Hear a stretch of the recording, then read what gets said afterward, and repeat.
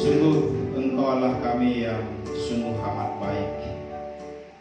Kebaikan-kebaikan-Mu lah yang memungkinkan kami ada sebagaimana kami ada saat ini, Tuhan. Bapa di surga, pagi hari ini kami segenap umat-Mu akan belajar kebenaran firman-Mu. Karena kami sadar Tuhan, firman-Mu adalah makanan rohani kami. Sehingga dengan kebenaran firman-Mu kami dikenyangkan, kami dipuaskan. Sehingga dengan demikian kami mengerti apa yang boleh kami lakukan dalam hidup kami hari lepas hari. Karena itu kami mohon Engkau memberkati pemberitaan firman-Mu pagi hari ini. Urapi hamba-Mu, pakai dia apa yang sudah dipersiapkannya. Biarlah dia menyampaikannya dengan hikmat yang daripada Tuhan. Berkati umat-Mu, berikan kepada mereka senantiasa hati seorang murid yang mau sungguh-sungguh mendengar dengan sungguh-sungguh firman-Mu. Dan semua firman Tuhan boleh kami pahami dengan baik dan benar, dan dapat kami lakukan dalam hidup kami hari lepas hari. Kami mohon pimpinan-Mu Bapa, berkuasalah atas kami, dalam nama Tuhan Yesus kami berdoa. Amin. Bapak Tuhan silakan duduk. Shalom Bapak Ibu yang dikasihi Tuhan. Ya, puji Tuhan, kita bersyukur untuk kesempatan yang Tuhan beri kepada kita, untuk kita boleh bersama-sama memuliakan Tuhan, memuji Dia, dan belajar kebenaran firman-Nya. Sidang jemaat yang dikasihi Tuhan, pagi hari ini kita akan belajar kebenaran firman Tuhan dari Injil Lukas pasal 15 ayat 11 sampai dengan 32 ya. Lukas pasal 15 ayat 11 sampai 32, cukup panjang. Saya akan membacakannya bagi kita semua. Mohon sidang jemaat sekalian untuk bisa memperhatikannya. Perumpamaan tentang anak yang hilang. Yesus berkata lagi, ada seorang mempunyai 2 anak laki-laki. Kata yang bungsu kepada ayahnya, Bapa, berikanlah kepadaku bagian harta milik kita yang menjadi hakku. Lalu ayahnya membagi-bagikan harta kekayaan itu di antara mereka. Berapa hari kemudian anak bungsu itu menjual seluruh bagiannya itu lalu pergi ke negeri yang jauh. Di sana ia memboroskan harta miliknya itu dengan hidup berfoya-foya. Setelah dihabiskannya semuanya, timbullah bencana kelaparan di dalam negeri itu dan ia pun mulai melarat. Lalu ia pergi dan bekerja pada seorang majikan di negeri itu. Orang itu menyuruhnya ke ladang untuk menjaga babinya. Lalu ia ingin mengisi perutnya dengan ampas yang menjadi makanan babi itu, tetapi tidak seorang pun yang memberikannya kepadanya. Lalu ia menyadari keadaannya, katanya, betapa banyaknya orang upahan Bapakku yang berlimpah-limpah makanannya, tetapi aku di sini mati kelaparan. Aku akan bangkit dan pergi kepada Bapakku dan berkata kepadanya, Bapa, aku telah berdosa terhadap surga dan terhadap Bapa. Aku tidak layak lagi disebutkan anak Bapa. Jadikanlah aku sebagai salah seorang upahan Bapa. Maka bangkitlah ia dan pergi kepada bapaknya. Ketika ia masih jauh, ayahnya telah melihatnya, lalu tergeraklah hatinya oleh belas kasihan. Ayahnya itu berlari mendapatkan dia, lalu merangkul dan mencium dia. Kata anak itu kepadanya, Bapa, aku telah berdosa terhadap surga dan terhadap Bapa. Aku tidak layak lagi disebut anak Bapa. Tetapi ayah itu berkata kepada hamba-hambanya, lekaslah bawa kemari jubah yang terbaik, pakaikanlah itu kepadanya dan kenakanlah cincin pada jarinya dan sepatu pada kakinya. Dan ambillah anak lembu tambun itu, sembelihlah dia, dan marilah kita makan dan bersukacita. Sebab anakku telah mati dan menjadi hidup kembali. Ia telah hilang dan didapat kembali. Maka mulailah mereka bersukacita.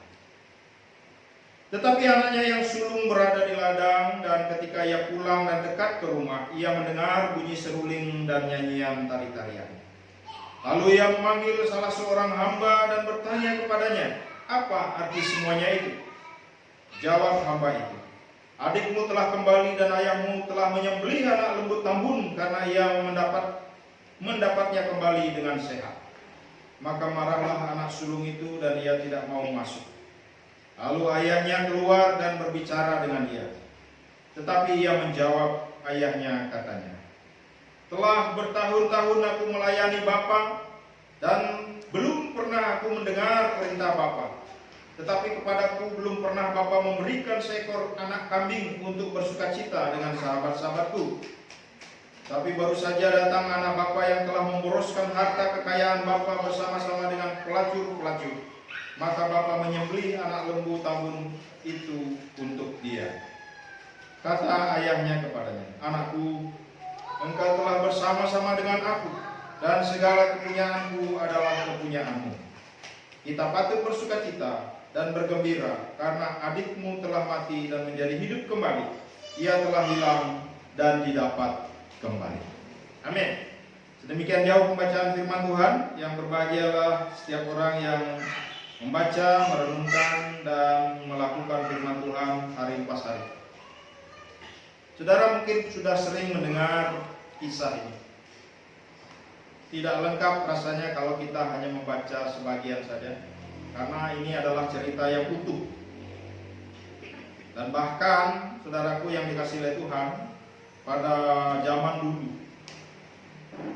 kebiasaan di dalam pemberitaan firman Tuhan memang Alkitablah yang dibaca lebih banyak daripada orang bicara lebih banyak. Jadi kitab suci dibaca lebih banyak supaya umat mendengar kitab suci daripada hanya orang menyampaikan kata-kata mutiara, kata-kata pujian dan lain sebagainya. Tetapi membaca kitab suci hanya 1 atau 2 ayat saja. Padahal sebenarnya kitab suci lah yang penting dan harus kita pahami. Nah, saudara yang dikasihi oleh Tuhan, dari kebenaran firman Tuhan ini saya kasih tema relationship atau suatu hubungan. Nah, di dalam perumpamaan ini Tuhan Yesus menggambarkan bagaimana sebenarnya hubungan yang terjadi antara Allah Bapa dan umatnya.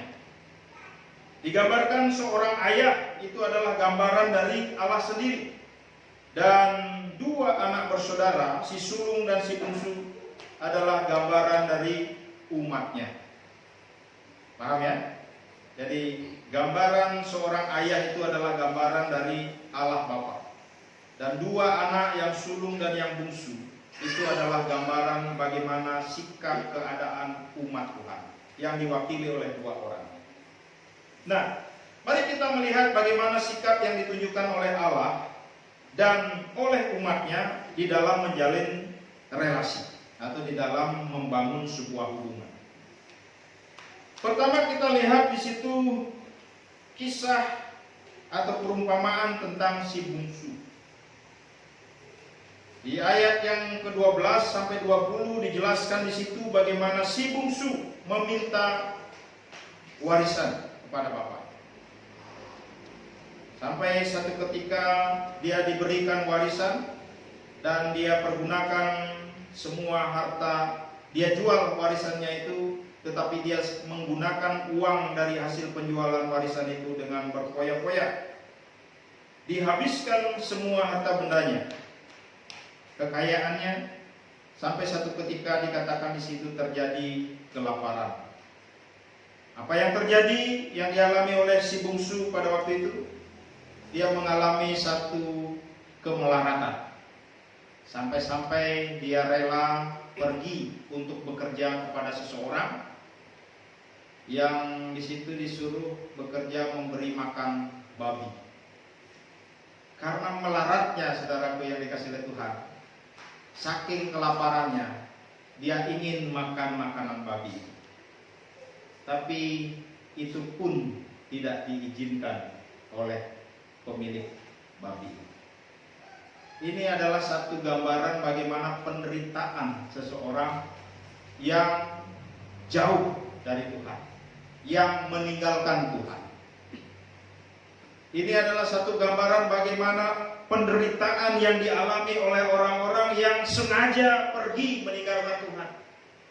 Dan dia pergi menghabiskan semua harta benda yang dimilikinya. Dia tidak sadar ada musibah yang akan datang dalam hidup. Musibah kelaparan menimpanya, dan sampai-sampai dia mengalami suatu penderitaan. makan makanan ternak saja tidak boleh. Ini kan gambaran kesulitan ya, gambaran sebuah penderitaan yang begitu berat. Dalam keadaan seperti itulah, saudaraku, dikatakan oleh kebenaran firman Tuhan, dia baru sadar. Dalam keadaan seperti itu dia baru sadar bahwa di rumah Bapakku banyak tempat tinggal. Ada banyak pekerja-pekerja, kenapa aku tidak pulang saja? Akhirnya dia memikirkan untuk kembali pulang ke rumah, bekerja di rumah Bapak. Ini adalah satu kesadaran di mana seseorang yang sudah pergi meninggalkan Tuhan, tetapi dia sadar ternyata di luar Tuhan dia tidak bisa berbuat apa-apa. Dan dia sadar bahwa hanya di dalam Tuhan ada damai sukacita menjalani hari-hari. Nah, saudaraku, apa yang dapat kita petik pelajaran dari si bungsu ini? Pertama, si bungsu ini kalau kita lihat dari sifat atau sikap negatifnya, dia adalah seorang yang egois. Dia adalah seorang yang mementingkan dirinya sendiri. Dia minta warisan yang merupakan haknya, padahal belum waktunya. Bapaknya masih hidup. Dia sudah minta haknya, warisan yang merupakan haknya. Itu menggambarkan satu sikap yang egois, mementingkan diri sendiri. Dia tidak peduli orang lain.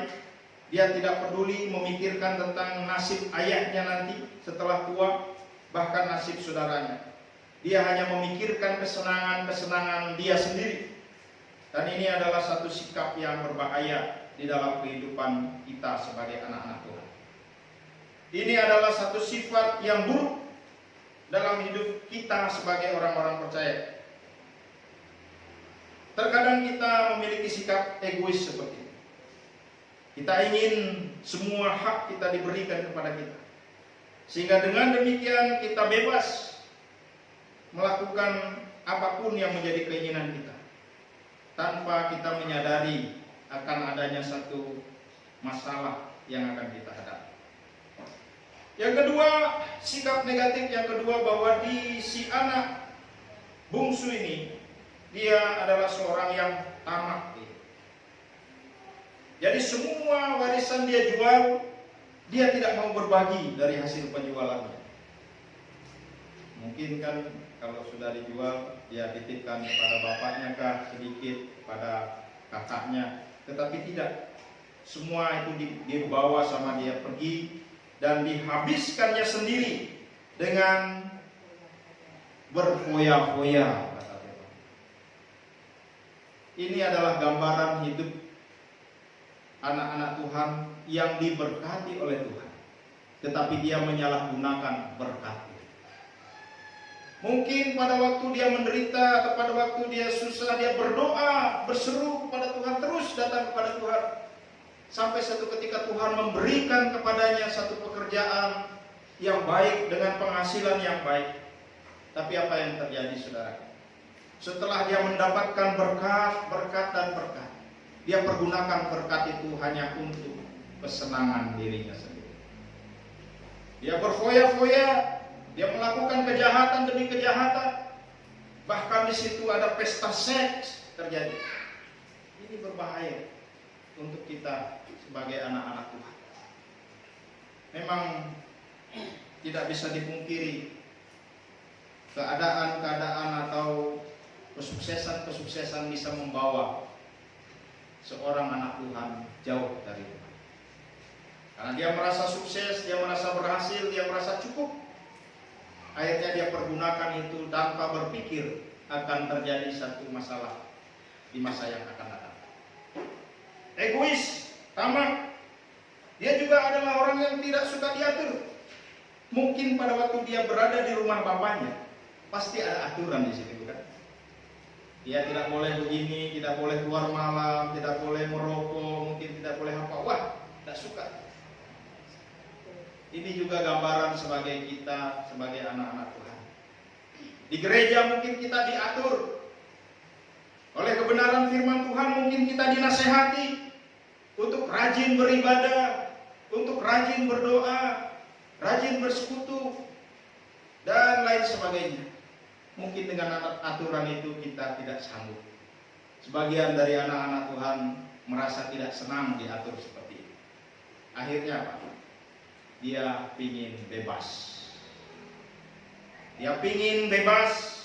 Dengan kehidupan yang bebas, dia merasa itulah kebahagiaan dia. Saudara, sangat menyedihkan orang yang demikian. Inilah gambaran orang yang demikian. Dia tidak suka diatur. Ngapain hari Minggu ke gereja? Ngapain harus berdoa? Ngapain harus baca Alkitab? Membosankan dan lain sebagainya.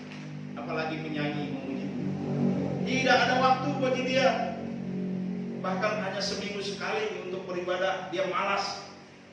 Bahkan sengaja untuk mencari alasan-alasan untuk tidak beribadah. Saudaraku, inilah sikap tidak mau diatur yang dilakukan oleh anak bungsu ini, yang merupakan gambaran dari kehidupan anak-anak Tuhan atau orang-orang Kristen saat ini.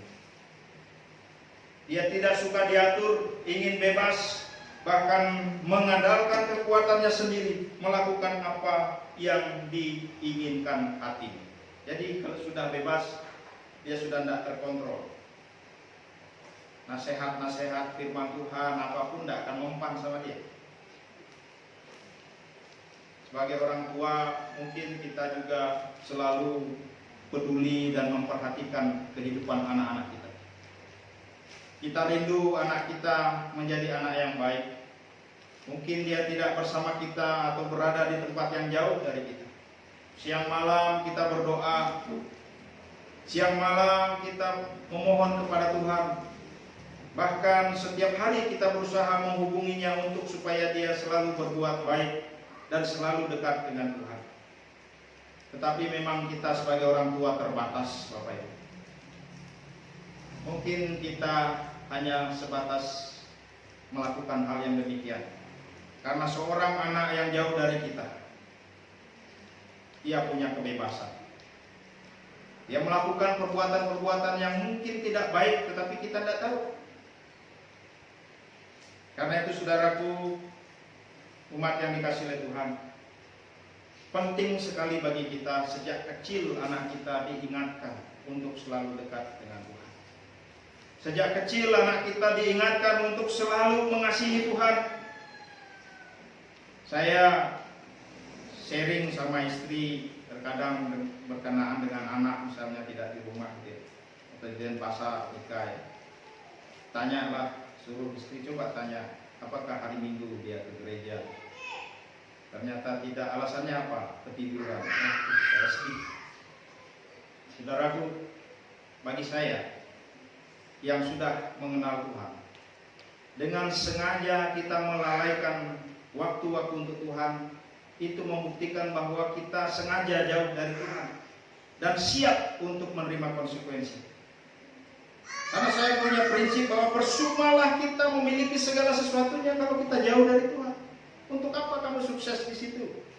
Untuk apa kamu kuliah di situ, nilai bagus, mendapat pekerjaan bagus, sementara kamu jauh dari Tuhan? Tidak ada gunanya. Boleh mencari pengalaman-pengalaman hidup, tetapi jangan sampai pengalaman hidup itu meninggalkan kebiasaan baik kita dengan Tuhan. Jadi saudaraku, hal ini perlu kita pahami dengan benar ya, bahwa di mana kita memposisikan diri kita. Terkadang karena hari Minggu kita mendapatkan satu penghasilan yang lebih besar, akhirnya kita meniadakan waktu bersama Tuhan, mengalahkan waktu bersama Tuhan, dan kita lebih mengutamakan hari kesenangan kita daripada kesenangan Tuhan. Nah, inilah sifat sikap yang dimiliki si bungsu yang menjadi gambaran bagi umat Tuhan pada waktu itu dan juga saat ini. Nah, akibatnya apa saudaraku? Semua harta benda habis, mengalami penderitaan karena bencana kelaparan, sampai penderitaan begitu berat dialami oleh anak bungsu ini. Jadi saudara, kita tidak tahu apa yang terjadi hari esok. Mungkin pada waktu sebelum COVID ya, sebelum Corona, orang sudah menyusun agenda hidupnya sedemikian rupa. Dia bisa bekerja ini, bangun usaha ini, ambil cicilan ini, dan lain sebagainya. Dengan pemikiran bahwa kalau dia bekerja ini, dia akan mendapatkan penghasilan begini, kalau dia begini, dia akan begini.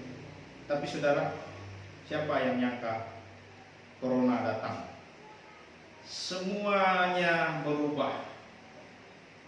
Orang yang sudah punya rencana-rencana matang dengan penghasilan, bayangan penghasilan yang baik, tapi akhirnya apa yang terjadi? Bubar. Ada banyak yang saya tahu demikian. Ada seorang teman yang baru saja mengambil mobil gitu ya, dengan asumsi atau pemikiran bahwa dari mobilnya dia bisa mendapatkan penghasilan 8 juta setiap bulan. Dengan demikian 4 juta dia bisa pakai ngangsur, dan 4 jutanya bisa dipakai untuk kehidupannya. Tapi apa yang terjadi? Begitu dia ambil mobil, belum 1 bulan berjalan, Corona datang, sepi. Akhirnya cicilan awal pun dia tidak bisa bayar. Apa yang terjadi? Kembali mobil. Dan dia harus mengalami kerugian karena dia mengambil mobil ini dengan ngambil uang di koperasi. Wah, sampai sekarang dia harus nyicil kerugian uang di koperasi. Jadi maksud saya bahwa kita nggak tahu hari esok gitu. Kita nggak tahu apa yang terjadi. Seperti halnya anak yang bungsu ini nggak tahu dia ke depan. Dia pikirnya dengan uangnya yang banyak, dia tidak akan mengalami penderitaan. Karena itu saudaraku, semasih Tuhan ingatkan kepada kita, marilah kita sadar. Jangan kita sengaja melalaikan Tuhan. Setelah sekian kali kita mendengar peringatan-peringatan dari Tuhan. Untung saja saudaraku yang dikasihi oleh Tuhan, si bungsu ini masih memiliki kesadaran. Inilah sikap positif dia. Dia sadar bahwa dia telah berdosa terhadap Bapa dia. Aku telah berdosa terhadap Bapa. Aku akan kembali. Aku minta maaf kepada Bapa. Aku akan mau tinggal di rumah Bapa dan mau bekerja dengan Bapa. Kesadaran inilah yang penting saudara. Mungkin kita tidak seperti dia di dalam melakukan kejahatan-kejahatan, tetapi sesungguhnya kita harus sadar dengan jujur bahwa terkadang kita juga menjauhkan diri dari Tuhan. Karena itu mari kita meniru sikap positif dari si bungsu. Sadar, saudara, ia sadar. Di ayat yang keberapa itu dikatakan,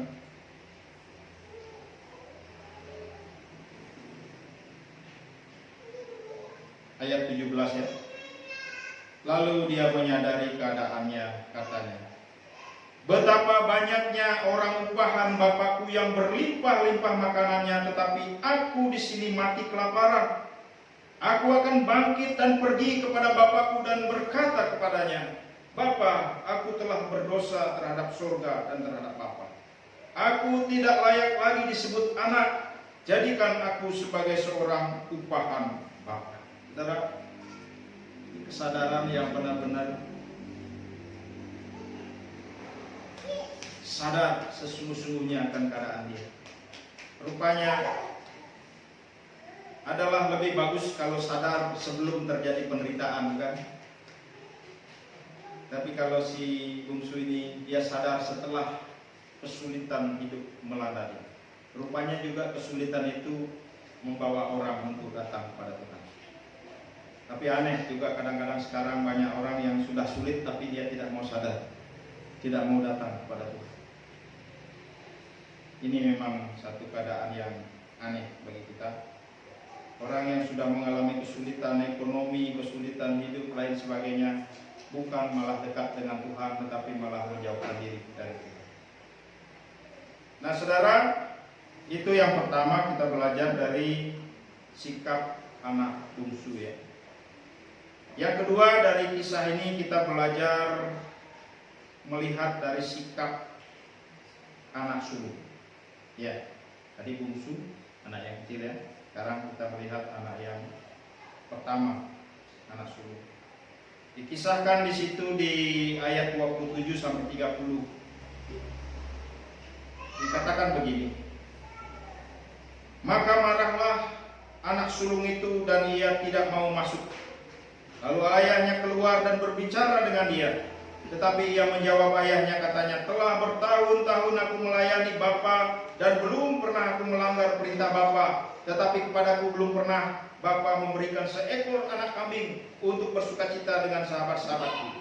Tetapi baru saja datang anak Bapa yang telah memboroskan harta kekayaan Bapa bersama-sama dengan para pelacur-pelacur, maka Bapa menyembelih anak lembu tabun itu untuk dia. Saudaraku, apa yang disampaikan oleh anak sulung ini masuk akal menurut kita, kan gitu ya? Tentu kalau kita bersaudara, adik kita sudah pergi menjual harta benda warisan, dia pergi berfoya-foya, tiba-tiba satu ketika dia menderita dan pulang kembali, tiba-tiba kita sebagai ayah gitu langsung pesta buat sambut dia dengan sukacita gitu, pasti kakaknya marah. Kenapa bapak buat itu? Padahal dia sudah habiskan harta. Kenapa? Saya yang sekian lama di sini merawat bapak, membantu bapak dan lain sebagainya, kenapa belum pernah diberikan kambing untuk dia? Pasti sepertinya hal ini adalah satu sikap yang benar, sepertinya. Namun saudaraku, apa yang sebenarnya kita bisa pelajari dari sikap anak sulung? Yang pertama, kita melihat memang hal positif yang dia lakukan. Dia adalah seorang yang rajin. Di ayat 25 dikatakan, tetapi anaknya yang sulung berada di ladang, dan ketika ia pulang dan dekat rumah, dikatakan anak yang sulung berada di ladang, berarti dia sedang bekerja kan? Kalau di ladang berarti dia mungkin sedang tanam sesuatu, nanam padi kah, nanam gandum dan lain sebagainya. Berarti si sulung ini adalah seorang anak yang rajin, dan itu adalah hal yang baik. Sebagai seorang anak Tuhan, kita harus memiliki sikap yang rajin. Yang kedua, sikap positif yang dia miliki dikatakan di ayat yang 29. Telah bertahun-tahun aku melayani Bapa. Bertahun-tahun aku melayani Bapa. Berarti apa? Dia adalah seorang anak yang setia dalam melayani. Dan belum pernah aku melanggar perintah Bapa. Berarti juga dari sini kita belajar bahwa dia adalah seorang yang taat. Dia rajin, dia setia, dia juga anak yang taat. Ini adalah sifat atau sikap positif dari anak yang sulung itu yang juga baik untuk kita teladani. Tetapi apa sikap negatifnya? Sikap negatifnya adalah dia memiliki iri hati. Ya, karena bapaknya memperlakukan adiknya begitu, akhirnya dia timbul perasaan iri. Belum pernah Bapak memberikan saya, kenapa dia justru yang sudah habiskan harta berfoya-foya sama pelacur, tapi justru dia iri hati, tidak terima dia hal yang demikian. Dan hal yang paling fatal sebenarnya, ternyata sekian lama dia tinggal bersama bapaknya, dia tidak mengenal bapaknya dengan benar. Tidak mengerti arti pentingnya persaudaraan. Dia ingin kalau adiknya sudah pergi, ya pergi, sudah habiskan harta, jangan pulang lagi, kan gitu. Tapi bapaknya rupanya lebih mementingkan satu kesatuan. Jadi kalau dia datang, ayo kita sambut. Kita menjadi keluarga yang utuh, bukan terpecah-pecah. Nah, saudaraku yang dikasihi oleh Tuhan, seringkali kita bersikap seperti anak sulung ini. Kita sudah merasakan atau meyakinkan diri kita bahwa kita adalah orang yang baik. rajin ke gereja, bukan? Rajin melayani, rajin memuji Tuhan. Tapi sebenarnya itu hanya rutinitas. Sebuah rutinitas, atau karena takut dilihat takut sama gembalanya, pendetanya dan lain sebagainya. Bukan sebuah kesadaran. Itulah yang dilakukan oleh anak yang sulung. Dia rajin melayani, dia setia, tetapi sebenarnya dia tidak sadar apa yang dia sudah lakukan itu, apakah dia mengenal Bapaknya dengan benar atau tidak. Seringkali kita melakukan sesuatu hal yang baik dalam kerohanian, kita berharap supaya dengan demikian kita diberkati oleh Tuhan.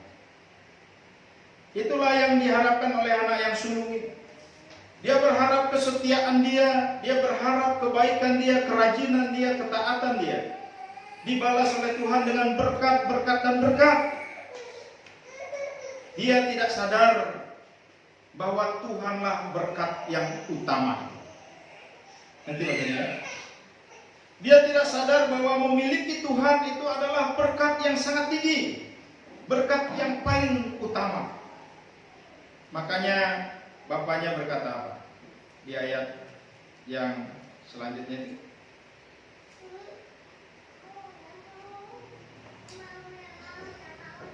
Kata ayahnya kepadanya, "Engkau selalu bersama-sama dengan aku, dan segala kepunyaanku adalah kepunyaanmu." Ayat 31.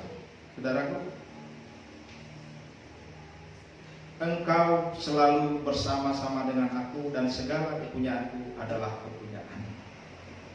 Mari kita ubah paradigma. Jangan sampai kita sama seperti anak sulung selama ini. Kita datang ke gereja, kita rajin memuji Tuhan, kita rajin ke gereja, kita rajin melakukan segala sesuatu hanya demi supaya mendapat berkat. Itu hal yang keliru. Karena apa? Karena sesungguhnya saat kita melakukan kesetiaan, kebaikan-kebaikan sebenarnya, berkat yang terutama sudah kita miliki, yaitu Allah sendiri. Ya? Bisa paham ya maksudnya? Jadi Bapak Ibu Saudara, ke gereja itu bukan supaya diberkati, karena sesungguhnya berkat sudah Bapak Ibu terima, yaitu Allah sendiri. Bukan hanya berkat berupa materi, tetapi Dia sang sumber berkat itu sudah menjadi milik kita, dan kita menjadi miliknya. Makanya dikatakan, engkau selalu bersama-sama dengan aku, dan segala kepunyaanku adalah kepunyaan. Jadi saudara, apa yang sering kita khawatirkan dalam hidup ini kalau kita sudah bersama dengan Tuhan? Mungkin satu ilustrasi ini bisa membuat kita paham. Mungkin sudah pernah saya sampaikan, ada seorang anak yang iri dengan pembantunya. Pernah tahu? Satu ketika seorang anak ini menulis surat sama ibunya. "Ibu, saya sudah mencuci, saya sudah setrika, saya sudah bersihkan tempat tidur, dan harganya sekian, sekian, sekian."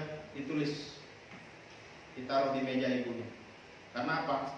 Karena dia rupanya melihat ibunya membayar kepada pembantunya setiap bulan, dikasih uang setiap bulan. Tapi dia enggak. Akhirnya dia tulis totalnya sekian ribu gitu, ditaruh di meja ibu. Ibunya baca, sedih juga itu. Bahwa selama ini rupanya anaknya menuntut begitu banyak. Karena dia sudah ngepel, sudah cuci piring, sudah bersihin tempat tidur, sudah setrika, dia belum dikasih apa-apa. Akhirnya ibunya bilang apa? Ditulis juga, mengandung 9 bulan gratis, ya? Melahirkan sesar gratis, ngasih susu gratis, gendong gratis, semuanya bersihin popok gratis, menyekolahkan gratis, total gratis. Baru ditaruh di meja anaknya baca. Lalu dia sadar, ternyata selama ini lebih banyak dia terima dari ibunya daripada dia nuntut, kan gitu. Seringkali kan kita sama Tuhan begitu. Tuhan sudah kasih hidup sama kita, seperti khotbah Pak Rudi minggu lalu. Hidup itu lebih penting daripada pakaian, daripada makan. Dan Tuhan sudah kasih segalanya pada kita. Kita sering protes. Jadi saudaraku yang dikasih oleh Tuhan, ini sikap yang ditunjukkan oleh anak sulung yang tidak perlu kita teladani, bahwa memang sekalipun sering kita juga berlaku demikian. Tapi sekali lagi kita melihat yang terakhir bagaimana sikap atau Bapa ya sebagai Allah kita. Ayat 15 sampai 20 di situ dijelaskan tentang bagaimana ayahnya dari jauh melihatnya, tergeraklah hatinya oleh belas kasihan dan sampai menyuruh memakaikan pakaian, sepatu, cincin dan lain sebagainya. Ini adalah gambaran sifat atau sikap Tuhan terhadap umatnya. Yang pertama, Tuhan selalu menunggu kita kembali datang bertobat. Amin. Tuhan selalu menunggu Bapak Ibu dan saya untuk sadar, Tuhan selama ini saya sudah jauh dari Tuhan. Selama ini saya sudah salah menilai Tuhan. Kita harus sadar. Dan Tuhan selalu membuka hatinya, membuka tangannya untuk menyambut kita. Saya bayangkan bukan main. Bagaimana seorang anak yang begitu berdosanya, tiba-tiba dia sebenarnya malu untuk datang kepada bapaknya. Tetapi dia lupakan semua itu. Dia mau menyadari semuanya. Dan ternyata Tuhan membuka hatinya untuk menerima kita. Ini adalah satu hal yang indah, yang sifat yang baik yang Allah tunjukkan bagi kita. Dia juga adalah Allah yang penuh dengan belas kasihan. Dia menyambut anaknya kembali dengan sukacita, bahkan merayakannya.